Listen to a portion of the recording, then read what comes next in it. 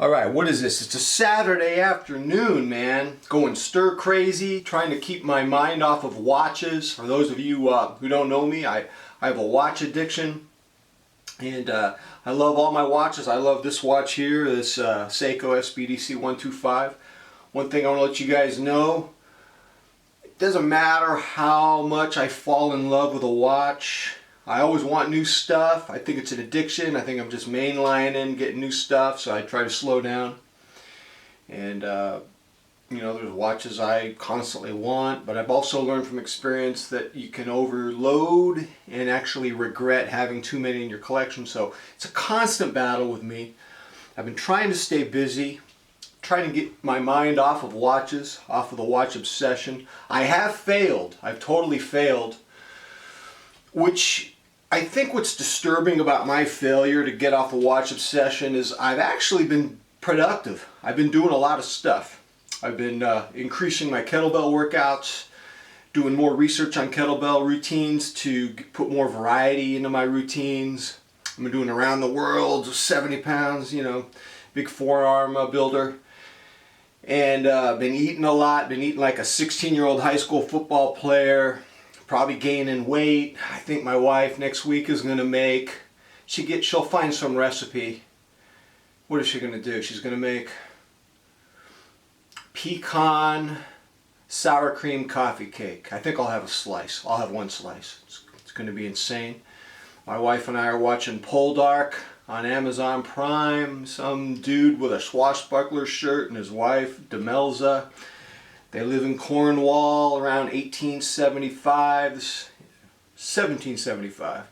So we've been watching that with my daughters. They've been watching. My wife just put in a new shower head and a hose. I helped her. I actually brought her tools. She has better fine motor skills. She was able to put the plumber tape on. So she did it. Watching her do it made me hungry. Just had some almonds. I'm always hungry. And I've been very productive, been very busy. To try to keep my mind off watches. I wrote a story, an autobiographical story about when I was in my early 20s in college. And my grandfather sent me to the Soviet Union. I'm going to share that story with you today.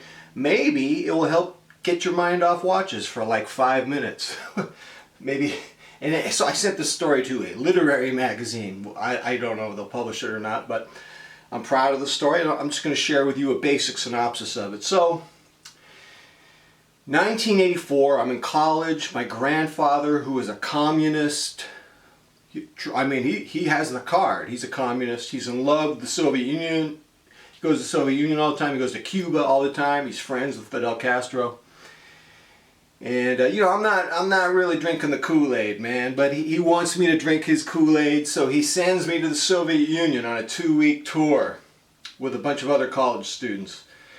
And we fly from New York to Moscow on an Aeroflot, and we take a train from Moscow to Novgorod, Kiev, Odessa, Leningrad, now called St. Petersburg. We're all over the joint, man. So I'm on the plane from New York to Moscow, and one of my travel companions, Jerry, he's going to like some Ivy League school studying law. He goes, dude, you're reading A Clockwork Orange, man. They're going to take that away from you, man. That's like a subversive novel. And I go, really? Wow. And then the next thing he said on the plane was, make sure when they give you your meal, you save your napkins. Save all your napkins. There's no toilet paper in Russia. And I don't know if you've ever used an East European toilet, but you'll be doing a lot of Jack LaLanne deep knee bends, buddy. Get used to it. And he's telling me all this horrible stuff. He goes, don't you sell your jeans to KGB. KGB is going to ask you if you have any blue jeans for sale. They're going to trap you. And I said to Jerry, why are you even going on this trip, man? You're negative, man. You are negative. And he says, bragging rights, man. I get college extra credit. I get to brag to all my friends that I went to the forbidden Soviet Union. He goes, why'd you go? Why are you going? My grandfather's trying to convert me to communism. So we fly into Moscow. The military police are there. They look at my Clockwork Orange. They let me through. They don't care. I'm washing my hands in the Olympic Moscow Hotel. I mean, it's a brand new hotel. I mean, this is 1984. The Olympics were in 1984. there in Russia. I'm washing my hands, and the sink comes right out of the drywall. Puts a 6-inch cut on my abdomen. That was my introduction to Moscow. I got a cut. Then Natasha, the Soviet-appointed tour guide, takes us to the zoo, the Moscow Zoo. And we're looking at the silverback gorilla beating its chest with all the other gorillas.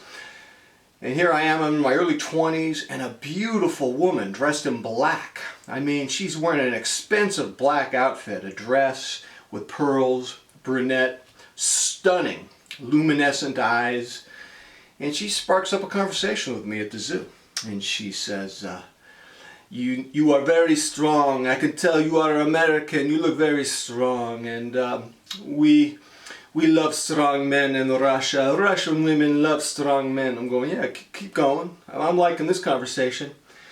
And she goes, you must be a weightlifter. And actually I was. I was an Olympic weightlifter. And I was really enjoying the conversation. When Natasha, the tour guide, she grabs me, she pulls me into some bushes. She goes, you don't want anything to do with that woman. What? She goes, KGB.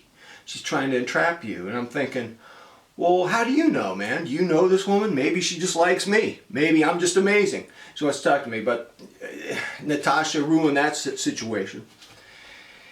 The next morning, we have breakfast at the Moscow hotel. I play the piano in the lobby after I'm done with breakfast, and these military men are watching me. I mean, Soviet soldiers, and they're giving me this like amused expression while I'm playing the piano.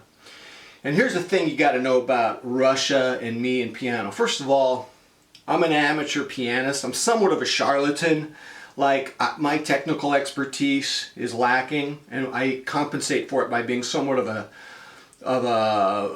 fop, you know, I exaggerate the chords, I roll the chords, and I do these glissandos and all this stuff because I'm really not that good. I'm a hack. And if you're in Russia, you know piano, man, because when you're in Russia, they train you at an early age, you know, violin, piano. I mean, you're like playing 6 hours a day, so they know. And these Soviet military, they knew I was a fraud. And the head dude, the commander, he gets up and he mocks me while I'm playing the piano. And he goes, ooh, ooh. And then he goes, come here. And I follow him over to his table. And this is like 9 in the morning, maybe 8 in the morning. He pours me a pint of warm Russian beer. And he's smiling at me. He goes, drink. And I'm just looking at it like, I'm not a big beer dude, even if it's cold. But this was warm. And he goes, drink. And he's really angry. And I drank every drop, and I thanked him for the refreshment. I went back to my hotel, was feeling pretty sick.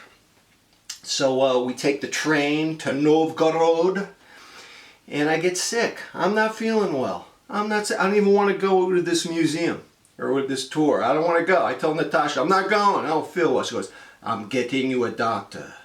I don't need a doctor. I just don't feel well. I just want to relax. She goes, I'm getting you a doctor. Within 15 minutes, there's a doctor in my hotel. And like 15 people from my tour are standing in my hotel. They want to see me being examined by a doctor, who, by the way, is a beautiful woman. In her early 30s, not smiling though. I mean, real severe face. She has her medical bag, 2 nurses. And she examines me in front of all my fellow tourists, and she says, "You have a cold." I go, "There you go. I just have a cold." She goes, "Turn over." I go, "What?" "Roll down your pants. I'm giving you a shot." She gives me a shot in the butt in front of 15 people, and I'm limping for 3 days. I was teased. They told me I was limping like a Soviet war hero. So Novgorod didn't work out. Then we take the train to Leningrad, now called St. Petersburg. I'm in a discotheque in Leningrad. I'm having a conversation with a girl named Tula from Finland. And we're talking about Russian literature, Russian music, Rachmaninoff, Dostoevsky. And we're talking about everything. And a real cute girl, a little blonde, kind of elfin looking, Tula. And she's talking about Rachmaninoff. She goes, "I'm in love with sad music, Jeff. I'm so in love with it. What is this word you use in America? I am melancholy. Are you familiar with the word melancholy?" And I go, "Yeah, I know melancholy." And she goes, "Yes, I am such a sad girl. I will never marry. I will never marry. And you know, the Bee Gees' Too Much Heaven was playing in the disco during that, when she told me that. And I met her again the next day at this giant famous fountain park in Leningrad. And a gypsy handed me a baby. And a cop had to like take the baby and give it back to the gypsy, and he scolded the gypsy. That was insane. And then said goodbye to Tula and went back to the States. Tula sends me a letter about 8 months later. She said, hey, I'm getting married. There was something about you, Jeff. You woke this thing up inside of me, and I fell in love with my high school friend, Oliver, and now we're married, and I have you to thank. And I always think back to how that trip had so many fiasco moments in it, but I did help Tula find love. I guess I was her lighter fluid. I was the Kindle. And then she found love back in Finland. Now she's married. I hope she's still married to the dude. Hope it worked out for her. Everyone finds their way eventually. I'm just trying to get out of the watch obsession. Alright, ladies and gentlemen, the focus is out. What's wrong with my focus? I gotta get out of this joint. Until next time, I'm out.